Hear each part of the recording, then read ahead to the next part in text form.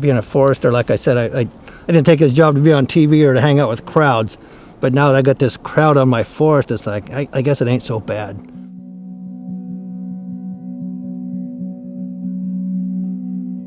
Coos County is on the southern Oregon coast. There's about 62,000 people. We've been steady at that since 1989 or so. It's been a heavily natural resources dependent county. It's a beautiful location right on the Pacific Ocean.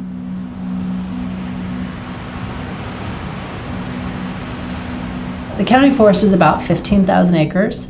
A lot of it is west of Highway 101. When we first came together to discuss mountain biking trails, I can say that there was not widespread enthusiasm right off the bat. Forest was created to supply the mills with the logs.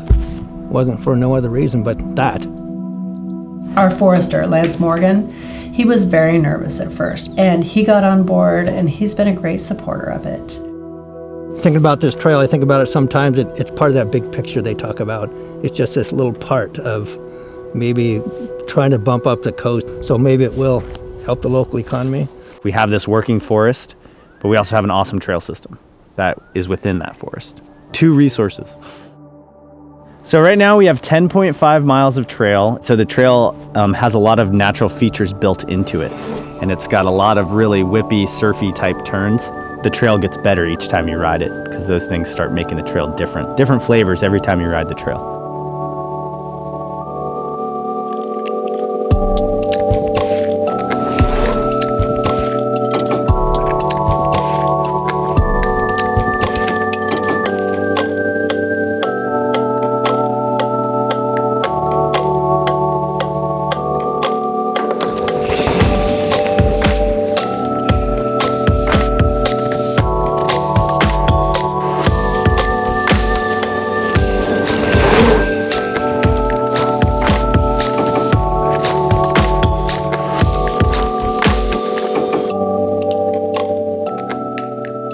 But they've been really good to work with. All the mountain bikers have been really nice to work with.